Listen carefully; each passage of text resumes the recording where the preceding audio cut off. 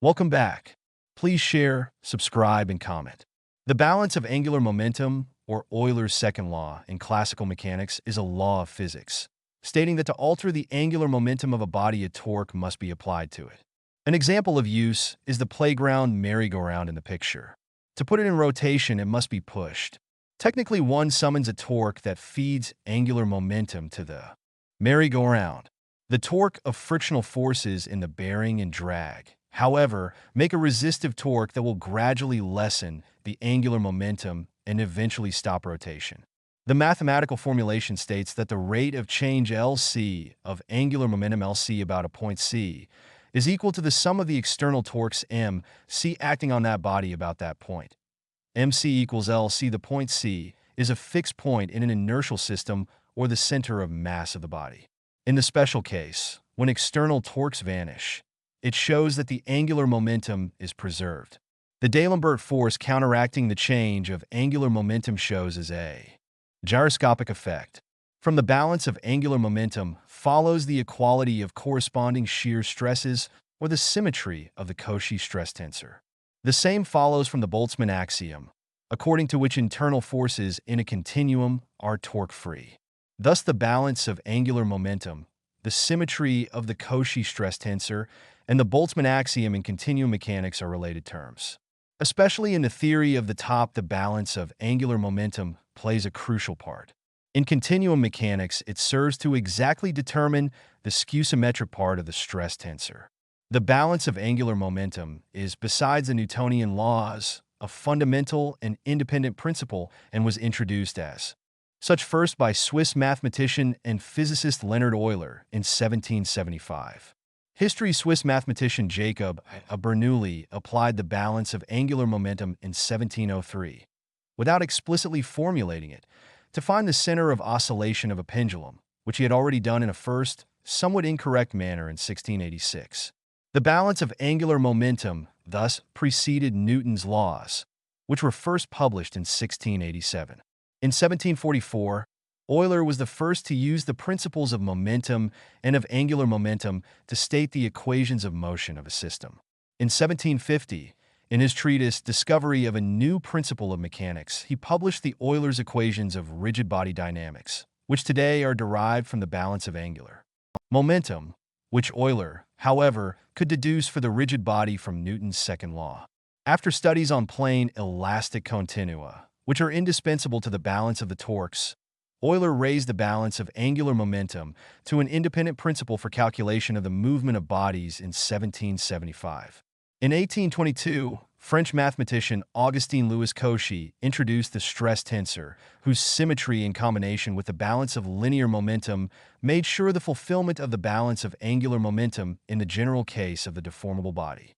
The interpretation M equals L of the balance of angular momentum was first noted by M. P.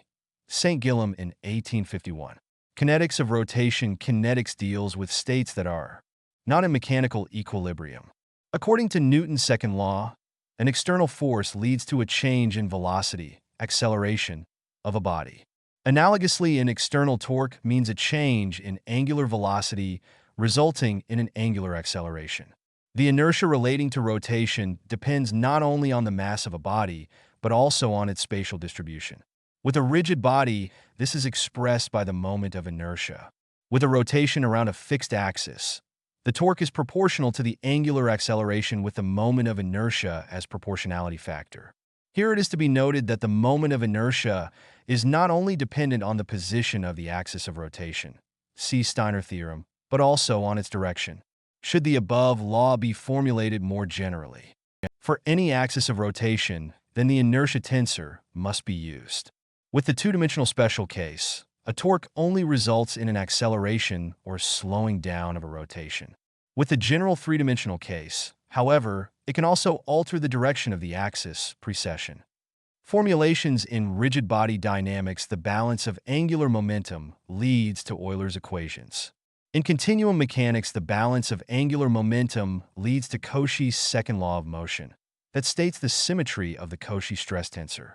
The Boltzmann axiom has the same consequence. Boltzmann axiom in 1905 Austrian physicist Ludwig Boltzmann pointed out that with reduction of a body into infinitesimally smaller volume elements, the inner reactions have to meet all static conditions for mechanical equilibrium. Cauchy's stress theorem handles the equilibrium in terms of force. For the analogous statement in terms of torque, German mathematician George Hamel coined the name Boltzmann axiom. This axiom is equivalent to the symmetry of the Cauchy stress tensor. For the resultants of the stresses, do not exert a torque on the volume element. The resultant force must lead through the center of the volume element. The line of action of the inertia forces and the normal stress resultants sigma x dy and sigma y dx lead through the center of the volume element. In order that the shear stress resultants tau xy dy and tau yx dx lead through the center of the volume element tau xy dy. Tau yx dx equals dy dx tau yx equals tau xy must hold. This is actually the statement of the equality of corresponding shear stresses in the xy plane. Kosarat continuum in addition to the torque-free classical continuum with a symmetric stress tensor, Kosarat continua, polar continua, that are not torque-free have also been defined. One application of such a continuum is the theory of shells. Kosarat continua are not only capable to transport a momentum flux, but also an angular momentum flux. Therefore, there also may be sources of momentum and angular momentum inside the body. Here the Boltzmann axiom does not apply, and the stress tensor may be skew-symmetric. If these fluxes are treated as usual in continuum mechanics, field equations arise in which the skew-symmetric part of the stress tensor has no energetic significance.